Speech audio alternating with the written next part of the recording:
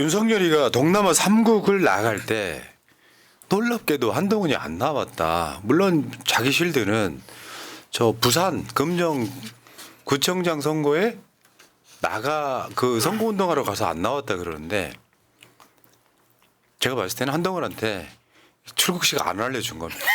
아니 그럴 수도 있고 저는 이거 정말 한동훈이라는 사람의 그 밴딩이 소갈딱지로 보이는 것 같은 게 저는 예를 들어서 왜 그랬다잖아요. 무슨 행사하는데 같은 책상에 앉는 것도 싫다, 옆자리도 싫다 해가지고 참석 안 했다고 하잖아요.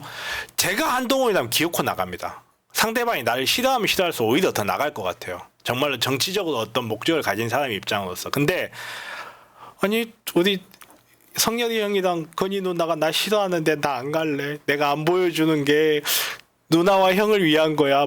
이렇게 느껴져요. 이게 무슨 정치적 각을 세우기 위해서 안 나간 게 아니고 정치적으로 순종하는 태도라고 읽혀져요. 오히려 저는.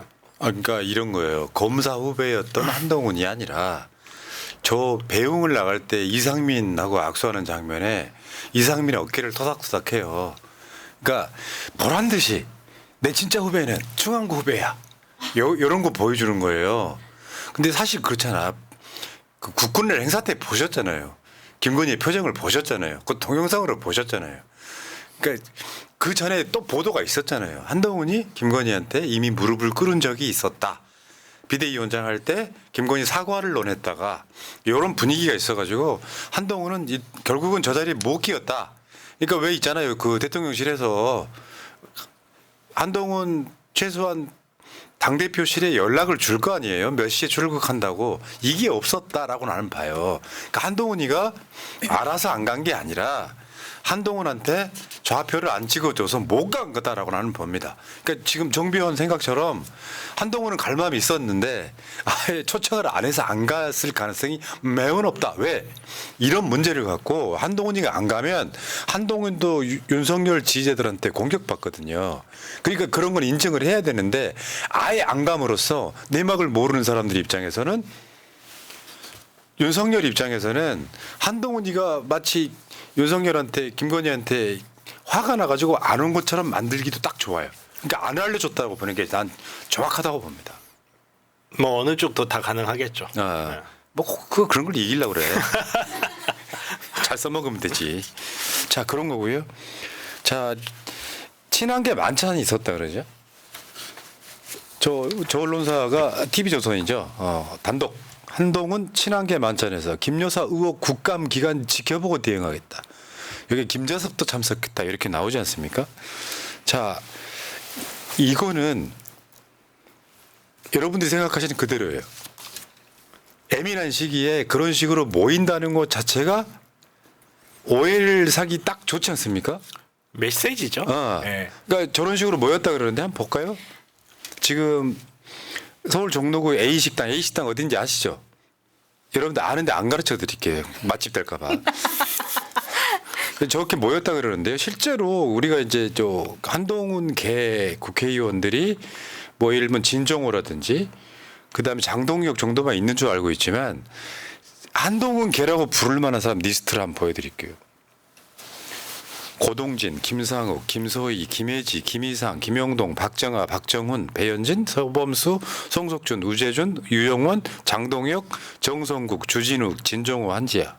이게 이제 원내 대략적으로 보면 저 숫자는 한 서너 명 되거든요. 그리고 이제 원에 지금 목소리 크게 내고 있는 사람들이 김종혁이라든지 이런 사람들이긴 한데 신지호도 마찬가지고. 근데 나머지 저 정도 숫자들이 이제 모였다는 거고 한 20명 정도 모였다는 거잖아요. 그런 상황들을 보면 한동훈 자체는 지금 이제 간을 보고 있다. 메시지가 그렇지 않습니까? 뭐냐면 오늘부터 시작된 국정감사의 김건희 비리는 수도 없이 터져날 거예요. 그런 상황에서 특정 시점이 되면 쉴드를 못 치는 상황. 근데 민주당은 다음 달에 국정감사 끝나면 김건희 특검, 최혜병 특검 다시 발의하겠다는 거거든요. 저 메시지 속에 아까 한동훈이가 냈다는 메시지 속에 국민의힘의 분위기가 들어있는 거예요. 김여사 의혹 국감 기간 지켜보고 대응하겠다. 이게 무슨 뜻이겠어요? 민주당 입장에서 보라고 하는 메시지가 아닙니다. 국민의힘의 친윤들한테 보여주는 메시지예요. 일종의 위용을 과시하는 거죠. 여러 가지 참 의미로 생각해 볼 수 있기는 할 것 같은데 한 달 전까지만 해도 친한이 없다고 그랬었어요. 언론에서. 그리고 불과 보름 전까지만 해도 친한계가 8명을 못 모은다고 그랬었어요. 그리고 지금 갑자기 친한 의원들이라고 볼 수 있을 만한 명단이 나오고 약 20명 가까이가 모였다는 거예요. 그러면 이 사람들이 한동훈이 좋아서 모였을까요? 아니면 윤석열, 김건희 가까이 있으면 안 되겠다 싶어서 모였을까요? 저는 국민의힘 내부에서의 변화의 기류를 상징적으로 보여주는 장면이기도 하고 이거는 자기네들끼리의 메시지이기도 하고 대통령실에 대한 메시지이기도 하고 언론에 의한 메시지이기도 하다고 저는 봐요. 이게 쉽지가 않거든요. 이렇게 빠른 시간에 친한 의원이 이렇게 숫자가 늘었다는 거. 그리고 이거는 대통령실에서 봤을 때는 가슴 덜컹하던 거죠.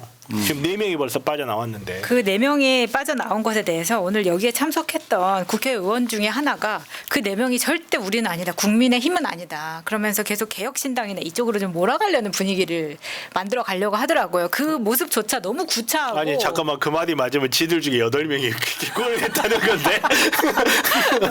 너무 구차했고 그리고 이 모임이 사실 오전에 순방 나가는 거에는 불참을 하고 지금 저녁에 종로 식당에서는 이거 먹었다는 거 아닙니까? 그러니까 대통령 내가 나가자마자 마치 이제 그 틈을 타서 만나는 것처럼 약간 시점이 그런 데다가 이 중에서 나는 이 모임을 공개적으로 안 했으면 좋겠다라고 말한 사람도 있다는 거예요. 근데 그 사람이 누구냐? 주진우 의원입니다. 근데 주진우 같은 경우에는 원래 친윤이고 윤석열이 박아줬는데 그 자리를 박차고 네가 지금 한동훈한테 붙어라는 생각을 할 수 있기 때문에 이 자리가 불편했는데도 불구하고 앞에 보시면은 한동훈하고 조경태하고 이렇게 음식점에서 나오는 사진 보여드렸잖아요. 저는 이 사진이 나왔다는 게 너무 진짜 한동훈이 서초동 편집자라는 말을 들었던 이유와 같이 저거 지금 기자들 불러다가 사진 찍게 한 거라고 보이거든요.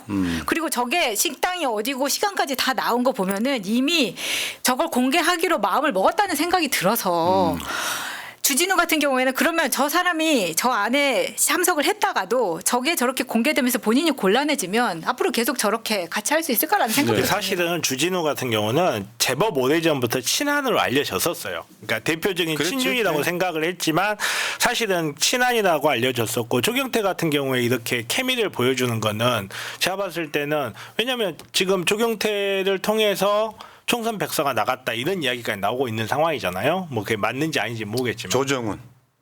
엄마나 네. 지금까지 이론을 처리하겠습니다. 그러니까 얼마 전에 원외제 위원장 모임도 있었지 않습니까? 그러니까 한동훈에 대해서 저는 이렇게 표현하고 싶어요. 이제 한동훈의 시간이 왔어요.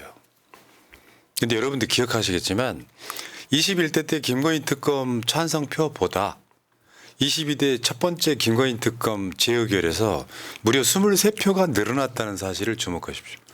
국민의힘에서 반대표 누른 사람이 104명이면 물론 여기 이제 무효표나 기권이 있긴 하지만 4명만 함락시키면 끝나는 상황. 그렇죠. 그리고 사실 이전 같은 경우는 동의하지 않는 사람이 20몇 명이 있었는데 그게 없어진 거예요 지금. 그러니까 걔네들도 표 세볼 거 아니에요. 야 야당 중에 반대 누를 사람 누가 있을까? 할 거 아니에요. 근데 그 숫자도 사라져 버렸다는 거거든요. 그러니까 간단히 말하면 이거 정리 한번 해볼게요. 그 행사에 안 간 것은 윤석열이 초대를 안 했을 가능성이 높다.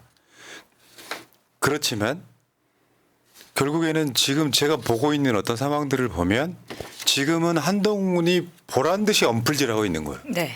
김건희 보란 듯이. 자 보시오. 뭐 이렇게 그런 느낌이라고 보면 저는 지금 국감 때 당연히 김건희나 윤석열 비리가 어마어마하게 나올 거예요. 그러면 어떤 순간이 되면요 국민의힘에서 쉴드를 못 쳐요. 자기 정치 생명도 있거든요. 그 상황에 10월 달이라고 하는 어마어마한 시간이 지나고 났을 때 과연 여기 모여있던 사람들이 한 20여 명 되는데 그중에 원외도 있으니까 그 윤석열은 지금까지 한동훈 걔가 8명이 안 된다고 봤던 건데 그렇지 않다는 것을 보여주고 있는 상황이 되면 한편은 나는 이렇게 생각해요. 윤석열이 한동훈 부를 겁니다.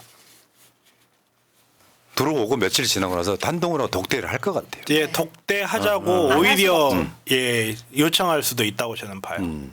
자, 재밌어지긴 해요. 왜냐하면 이걸 왜 시시콜콜 이야기하냐면 여권의 분열에 지금 어떤 시작점이 이제 이미 드러난 거예요. 시작점이. 근데 김건희 특검 등 쌍특검에 대한 저쪽이 지킬 수 있는 숫자가 일단 104석이었는데 끝까지 지킬 수 있겠냐.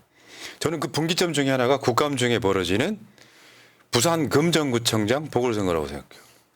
부산에 국회의원들 많잖아요, 국민의힘. 근데 졌어. 야당 단일 후보 김경주 후보한테 졌어요.